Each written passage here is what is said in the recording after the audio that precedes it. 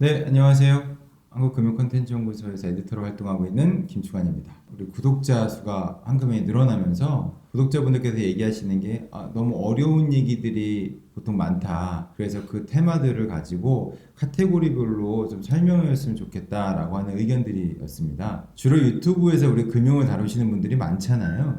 근데 금융을 다루는 얘기들 중에 보통 대부분이 상품 구조를 설명하는 경우가 많아서 상품 구조는 좋은데 문제는 그 전에 앞서서 키워드, 단어도 모르겠고 이 내용에 대해서 좀 풀이를 했으면 좋겠다라고 하는 의견들이 많은 거죠. 그래서 황금연이 키워드와 테마별로 하나씩 쉽게 풀어가는 금융 시리즈를 준비합니다. 오늘은 그 첫 번째 이야기로 뭐 뉴스에서 나오는 날씨처럼 의뢰이 나오지만 근본적으로 이해가 조금 어려운 금리에 대해서 이야기해보고자 합니다. 오늘 에디터는 보백 에디터입니다. 자, 그럼 첫 번째 질문부터 해보도록 하죠. 네. 짧고 굵게, 네. 핵심 있게. 네네. 금리가 중요한 이유는 뭘까요? 금리는 원래 이제 뭐 정의상으로는 네. 돈의 값이라고 얘기를 하는데 네. 저희한테 중요한 거는 이제 돈을 맡길 때 예금 금리를 얼마나 받을 수 있는지, 그리고 이제 대출 받을 때 내가 이제 얼마나 내야 되는지 이런 부분들이 결정이 되는 건데요. 사실 이제 금리라는 게 정확하게 딱 정해져서 계속 그게 고정되어 있는 건 아니고, 이제 보통 돈을 빌리려는 사람이 많아지면 올라가고, 그리고 이제 돈을 빌리려는 사람이 줄어들면 이렇게 내려가는 수요랑 공급에 의해서 좀 왔다 갔다 하는 거라고 보시면 되거든요. 결국에는 이제 내가 돈이 필요할 때 얼마를 내고, 얼마의 비용을 내고 빌려야 되는지, 그리고 돈을 맡기면 얼마를 받을 수 있는지, 이제 이런 부분들 때문에 결국에는 이제 돈의 가격이다. 네. 그리고 돈의 가격은 내가 금융생활을 하는 데 있어서 이제 굉장히 여러 가지 영향을 미치기 때문에 관심을 가져야 된다. 이렇게 볼 수 있겠습니다. 근데 이제 그런 게 있잖아요. 네. 말했던 물론 금리에 대한 부분은 돈의 가격이다라고 하는 정의를 내리는 건 좋은데 네. 문제는 그거를 조종하게 되는 것들이 되게 많잖아요. 네, 여러 가지가 있죠. 예, 그리고 그것들이 피부에 와닿게 되는 게 이제 부동산이나 주식이나 네. 뭐 기타의 우리가 투자처라고 하든거나 아니면 네. 우리 실제 물가에도 네, 심지어 반영이 되는 부분들이 있어서 네. 그 금리에 대한 부분은 뭐 되게 민감할 수밖에 없는 것 같아요. 네. 자, 그러면 금리가 도대체 우리 이제 오른다, 내린다라고 네. 하는 표현을 하는데 네, 네. 금리가 오르는 이유가 뭔지 그리고 언제 오를까요? 일단은 이제 금리를 움직이는 것 중에서 이제 여러 가지 요인들이 있는데, 기본적으로 좀 경기라고 하는 것을 저희가 좀 신경을 써야 되거든요. 그러니까 지금 예를 들면은 뭐 가게 장사가 잘 되는지, 아니면 회사들 돈을 잘 벌고 있는지, 이제 이런 것들을 좀 종합적으로 얘기해서 경기라고 얘기를 하는데, 보통 이제 금리는 좀 경기가 좋아질 때 많이 올라가게 됩니다. 그러니까 경기가 좋아지면 일반 기업들은 물건이 잘 팔리니까 이제 공장도 새로 지어야 되고 직원도 새로 뽑아야 되니까 이제 그런 돈들을 마련하기 위해서 좀 돈들을 이제 많이 빌리게 되는 거죠. 그러면 이제 돈을 보통 빌려주는 곳이 이제 은행이니까, 은행 입장에서는 어차피 내가 굳이 이제 홍보를 하지 않아도 돈 알아서 이제 빌리러 오는 사람들이 많으니까 이제 금리를 더 올려가지고 이제 돈을 더 이제 빌려줄 수 있게 되는 거고요. 그리고 이렇게 돈을 계속 빌려주다 보면은 이제 은행이 돈을 무한정 갖고 있는 건 아니니까 이제 돈을 좀 마련하기 위해서 시중에 있는 이제 돈들을 좀 일부를 흡수를 하는 거죠. 그래서 예를 들면은 좀 현금을 많이 갖고 있는 분들한테 이제 은행에다가 예금을 맡기시라, 이제 이렇게 유도를 하기 위해서 이제 예금이나 적금 금리도 올리는 방식으로 이렇게 돈을 흡수를 하는 거죠. 결국에는 이제 경기가 좀 좋아지면 대출 금리도 같이 올라가고, 이게 좀 지속이 되면 예적금 금리도 같이 올라가고, 이런 모습을 좀 보여줍니다. 근데 여기서 네. 금리가 떨어지면 네. 대출 금리가 떨어지잖아요. 떨어져야죠. 네. 그렇죠. 그 예금리도 적금리 떨어진단 말이에요. 네, 떨어지죠. 네. 근데 금리가 오르면 네. 대출 금리 올라가잖아요. 올라가죠. 근데 왜 예적금 금리는 안 올리는 거예요? 이제 예금 금리가 아니, 안 올린다 표현하면 네. 또 네. 그 금융권에 뭐라고 하겠다. 왜 금리가 오른 만큼 대출 금리가 오른 만큼 네네. 비례해서 예적금 금리는 안 올라갈까요? 이게 표현이 정당한. 그렇죠. 이제 많은 분들이 대출 금리는 그렇게 많이 안 올리고 안 떨어뜨리면서 예적 금리를 확 하고 이렇게 올리고 내리냐 이렇게 많이 얘기를 하시는데, 결국에는 이 은행이라는 게 그 정부에서 운영하는 기관이 아니고 기업이기 때문에 기업은 항상 이제 이윤을 창출을 해야 되잖아요. 네. 그러다 보니까 은행 같은 경우에는 이 대출 금리랑 이제 예금 금리의 차이, 그러니까 예대 마진이라는 걸 가지고 돈을 벌거든요.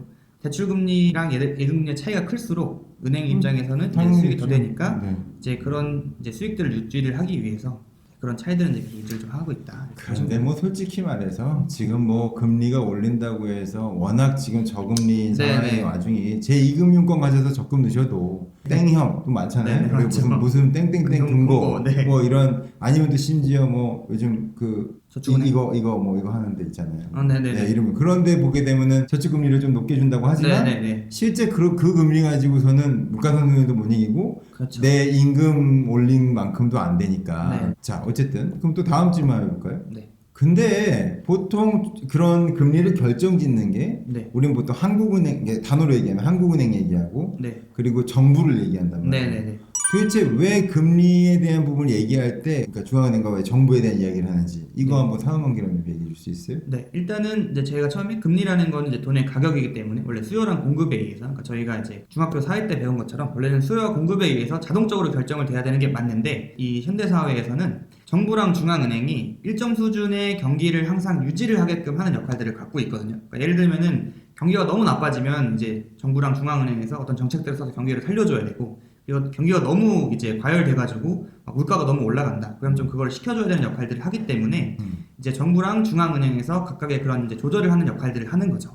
정부랑 중앙은행이 각각 같은 역할들을 하는 건 아니고 이제 쓰는 방법들은 조금 다르다 이렇게 보시면 되는데, 이제 중앙은행 아까 말씀하셨던 한국은행이나 뭐 미국에 있는 FOMC 이런 쪽에서는 주로 이제 금리를 조절해가지고 시중 경기들을 좀 조정을 하거든요. 그러니까 예를 들면은 경기가 너무 안 좋다. 그러면은 중앙은행에서 한국은행이나 이런 데서 금리를 이제 낮추는 거죠. 금리를 낮추면 저희가 돈을 빌릴 때 이자가 굉장히 저렴하기 때문에 이제 뭐 일반 기업에서는 그렇게 싼 돈을 빌려가지고 뭐 사업을 더 확장할 수도 있고요. 저희가 뭐 집이나 이런 걸 살 때도 개인도 좀 이자를 싸게 빌려가지고 집을 살 수도 있고 이런 경우가 있고요.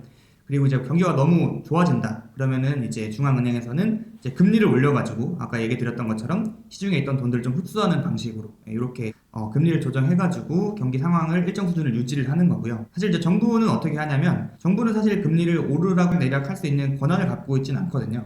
대신에 가장 크고 강력한 권한이 이제 세금을 걷는 게 있고, 그리고 정부 주도로 뭔가 이제 사업을 할 수가 있잖아요. 그래서 그렇죠. 경기가 너무 안 좋아지면은 이제 저희가 내야 되는 세금을 줄여준다거나 아니면 뭐 정부 주도의 사업을 이제 하는 거죠.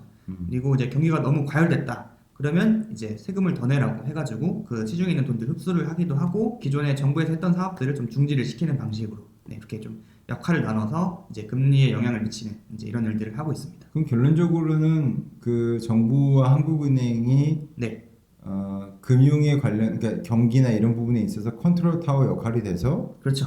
이제 핸들링을 하는 거죠. 너무 이쪽으로 좌측으로 기울지도 않고 우측으로 네. 기울지도 않게 해서 네네네. 적절하게 무게를 두어서 그걸 이용하는 대표적인 게 금리다 네, 라고 보면은 이해가 좀 쉽겠네요. 네네, 그렇습니다. 근데 자 여기서 예, 꼭 한국은행 정부 우리나라 정부 얘기 나오는가 동시에 그 전에 나오는 게 있어요. 네, 미국 FOB 네, 연준 네, 그거는 미국채 이 얘기를 꼭 네. 한단 말이에요. 네, 그러면서 그 다음 나오면서 한국은행 정부 우리 정부의 입장은 네, 이렇게 그렇죠. 나오는데 네, 사람들은 미국이 강대국이니까 라고 아주 정말 어찌 보면 너무 네. 편협적이고 그냥 단순하게 말을 하지만 네, 이 나름대로의 상황관계가 있을 거란 말이죠. 그렇죠.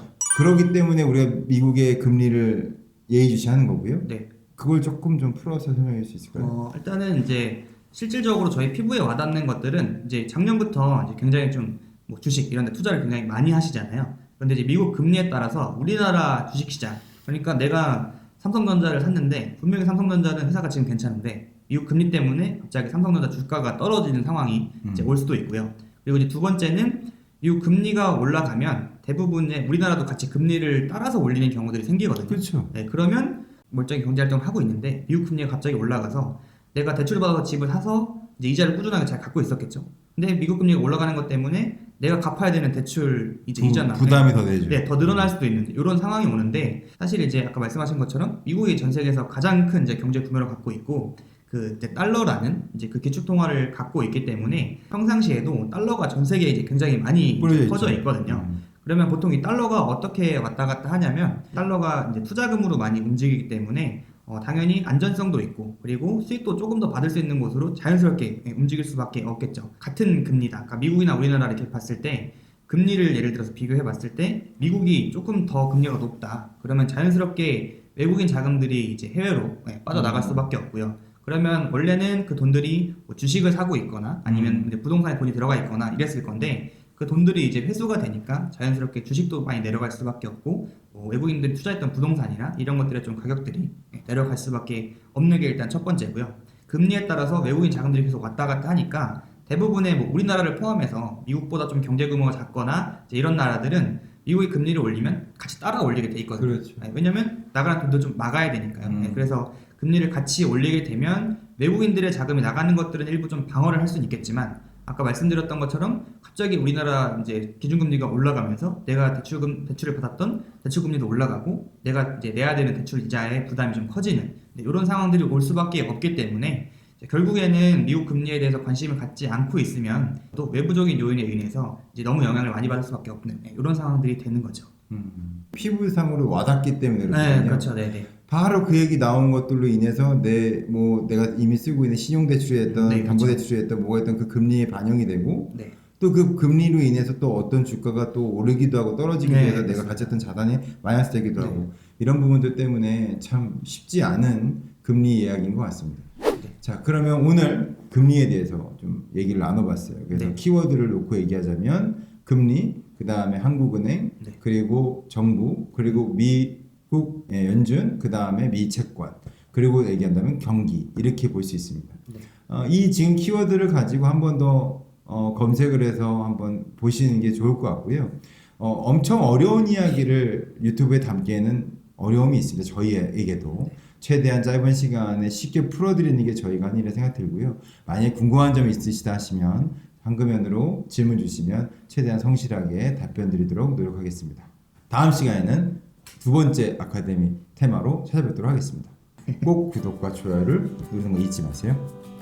여기까지 할게요. 안녕. 감사합니다. 네.